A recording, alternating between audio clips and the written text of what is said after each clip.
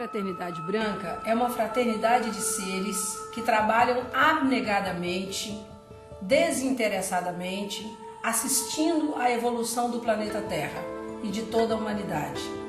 Essa fraternidade foi criada porque muitos acontecimentos que nós trataremos a seguir aconteceram no planeta Terra e houve a necessidade da intervenção divina para acompanhar os fluxos de vida que evoluem no planeta Terra.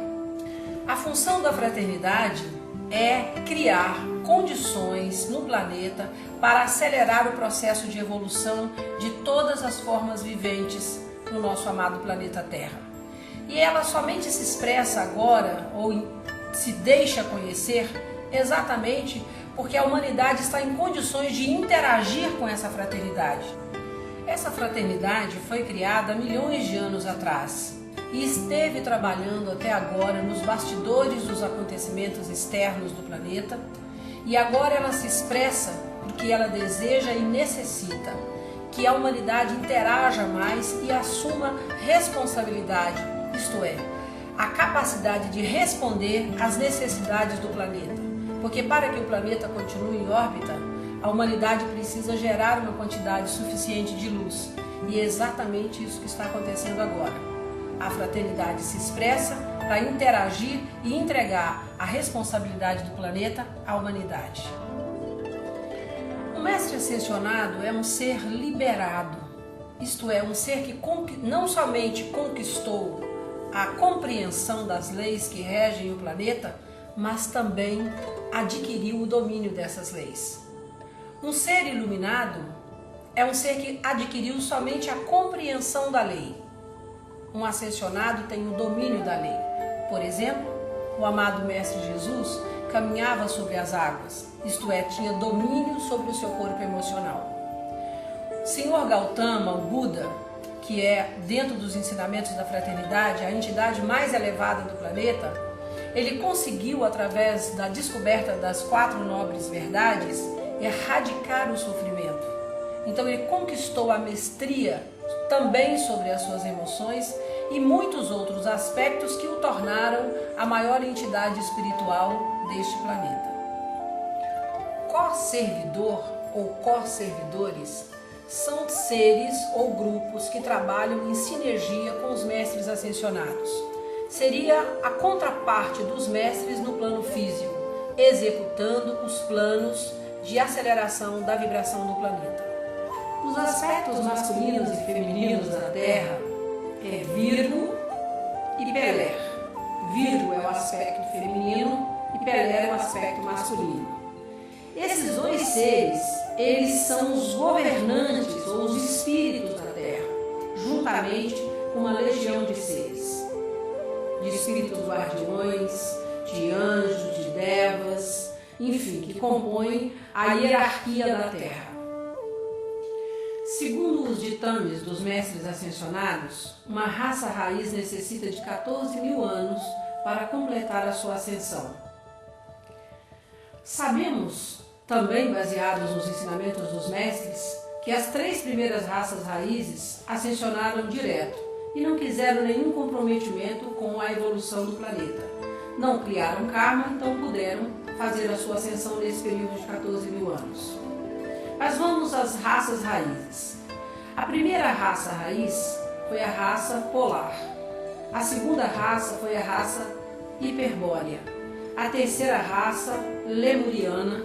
A quarta raça Atlantes. E nós fazemos parte da quinta raça, que é a raça ariana. A inspiração solar é um momento de voltar para casa, de retornar à fonte.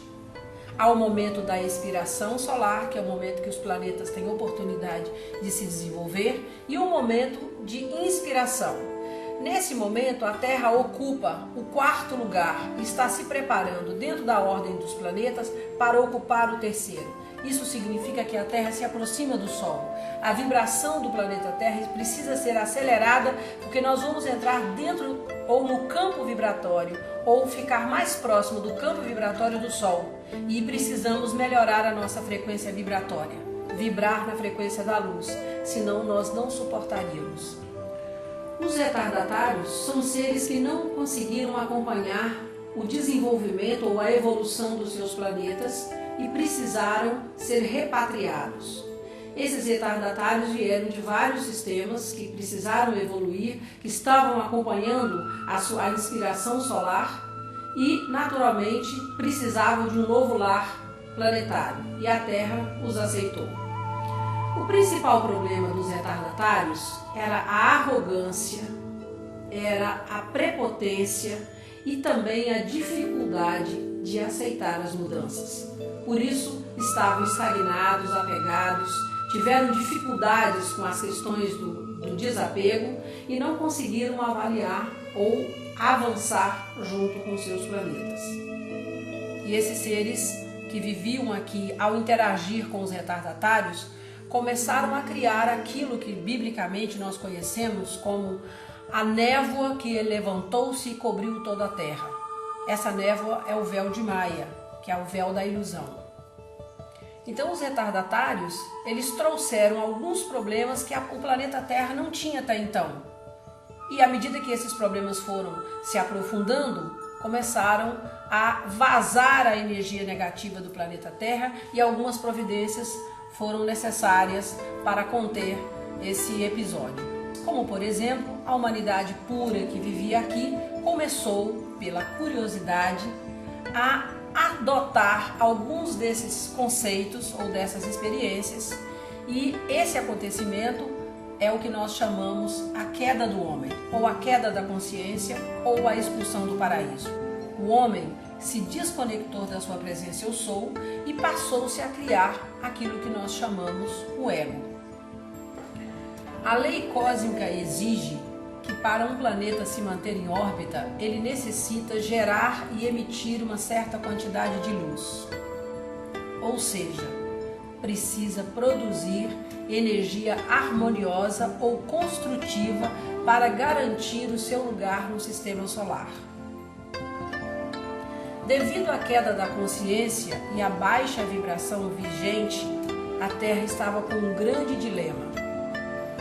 Para fazer face a esse cenário alarmante, Hélios e Vesta convocou uma reunião que teve como presidente Alfa e Ômega. E nessa reunião foi apresentado a seguinte opção: o projeto Terra não deu certo e a Terra teria que passar por uma segunda morte, juntamente com todos os seus habitantes. Foi aí que um dos participantes dessa reunião ou deste conselho apresentou uma proposta, que se um ser de um alto nível espiritual e com uma grande quantidade de energia se apresentasse como voluntário para vir ao planeta Terra, permanecer aqui e auxiliar os próprios filhos da Terra ou as crianças nativas da Terra até que estas crescessem e pudessem assumir responsabilidade, a Terra poderia ser salva. O arcanjo Rafael, que também participava dessa reunião, concordou e solicitou voluntários. O próprio Sanat Kumara se apresentou dizendo que se ele tivesse o consentimento de Lady Vênus, que é também uma regente do planeta Vênus, ele poderia assumir essa responsabilidade. Então ficou decidido que Sanat Kumara viria à Terra e começou-se então a pensar onde é que poderia, qual seria o local da Terra que teria as melhores condições para receber um ser de tal magnitude. A região escolhida para construir a residência do Senhor do Mundo foi a região hoje conhecida como Deserto do Saara, que naquele período era uma área ou uma região marítima. Lá existia uma ilha com uma belíssima vegetação e com as condições vibratórias adequadas para sediar esse templo sagrado. Vieram 400 seres do planeta Vênus e começaram a construção de Shambhala, que demorou em média 900 anos. Esta cidade-luz continua pulsante e pode ser frequentada pelos servidores da luz quando saem durante o sono, porque ela continua no plano etérico sobre o deserto do Saara. A formação da grande fraternidade universal. A primeira atitude de Sanat Kumara ao chegar ao planeta Terra foi ancorar a imortal chama trina da vida. Foi um evento de tal magnitude jamais visto ou experimentado por este planeta. O seu próximo passo foi ativar uma faísca ou uma fagulha dessa chama trina no coração dos 10 bilhões de fluxos de vida que evoluem no planeta Terra. Ele começou então a preparar o campo de força para o florescimento desta fraternidade. Um longo trabalho foi feito até que os 2 primeiros eleitos puderam surgir. Esses 2 primeiros seres foram Lord Gautama, o Senhor Buda, e Lord Maitreya, que também hoje ocupa a função de Cristo cósmico. Sanat Kumara foi o regente maior do nosso planeta até 1956, quando ele elegeu o seu sucessor, o Senhor Lord Gautama Buda. Lord Gautama, ele ocupa nesse momento o cargo mais elevado no nosso planeta e é responsável pela emissão de luz requerida ou necessária para que o nosso planeta continue em órbita. Então, voltando à nossa hierarquia, Lord Maitreya representa o Buda do futuro e, paralelamente, ele ocupa um outro cargo, que é o cargo de Cristo cósmico. Os instrutores do mundo atualmente são o Mestre Jesus, que após completar a sua missão como avatar da Era de Peixes, assumiu essa função junto com o Mestre Ascensionado Kuthumi, que em uma das suas encarnações foi o Mestre São Francisco de Assis. O Mahashohan é o diretor dos Shohans. Maha significa grande e Shohan significa diretor de raio. Então, o Mahashohan atualmente é um cargo ocupado por Mestre Paulo o Veneziano. Os Shohans são diretores. A palavra Shohan significa diretor. Então, são os diretores dos raios. Nós temos 7 raios planetários e 5 raios solares. Esses 7 raios planetários são dirigidos por inteligências potentíssimas que manejam essas forças para alimentar o planeta Terra. Os arcanjos da criação. Eles representam a sensibilidade da vida e atuam cada um num dos raios. Os Elohim são os construtores de formas mais elevadas. Manus. Eles são os responsáveis pelas raças raízes e eles trabalham em conjunto com os instrutores do mundo e também com Mahashohan. O grande diretor divino é o Manu da 7ª raça raiz, pois nesse momento nós estamos fechando um ciclo de 14 mil anos e estamos na era do 7º raio. Há uma grande movimentação energética preparando o campo de força para o nascimento das primeiras sub-raças da 7ª raça raiz na América do Sul, mais especialmente na nossa querida Amazônia. Kuan Yin é a representante da misericórdia, perdão e compaixão neste momento ou neste fechamento de ciclo do 7º raio. Nunca necessitamos tanto dessa energia do perdão e da compaixão, por isso ela está muito em evidência nesse momento de equilíbrio e fechamento de ciclo. Kuan Yin também é membro do Conselho de Evolução, o antigo Conselho Kármico. E a partir de 1956 nós começamos a era do 7º raio, que é a era do raio violeta, a era da transmutação, sob a égide do bem-amado Mestre Ascensionado Saint Germain. É muito importante que nós entendamos que Saint Germain não é o avatar da era de Aquário. Ele é o diretor, ele é o maestro desta orquestra, porque o avatar na era de Aquário é um avatar coletivo. Eu, você, cada um de nós que estamos evoluindo no planeta Terra, estamos vivendo um momento de despertar e de manifestar a nossa consciência crística. Então, o avatar da era de Aquário é um avatar coletivo. Até 1930, estava em vigência no planeta Terra a lei do ocultismo, isto é, não era permitido falar sobre certas verdades de uma maneira aberta.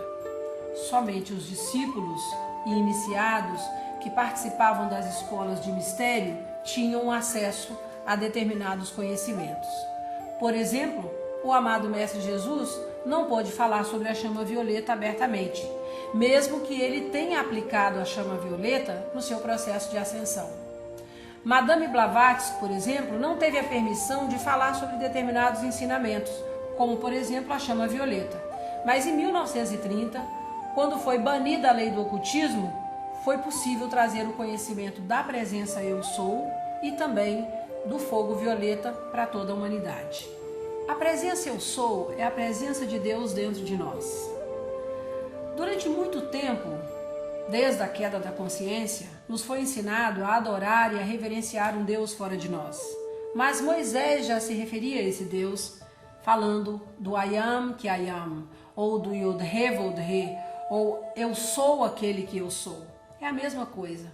Nessa nova era, e mais especificamente a partir de 1930, com o trabalho de Godfrey Hay King junto a Saint-Germain, foi permitido à humanidade pela primeira vez saber que Deus está dentro de nós e não fora de nós, como nos foi ensinado pelas tradições ortodoxas. O Portal 1111 é uma porta de oportunidade que foi aberta em 1992, permitindo que durante 20 anos um grande trabalho fosse feito no planeta Terra, um trabalho de saneamento básico das nossas emoções e pensamentos, para que agora em 2012, o tão falado 2012, nós pudéssemos estar mais reunificados com a nossa consciência interna. Então o Portal 1111 é um portal de ascensão em massa.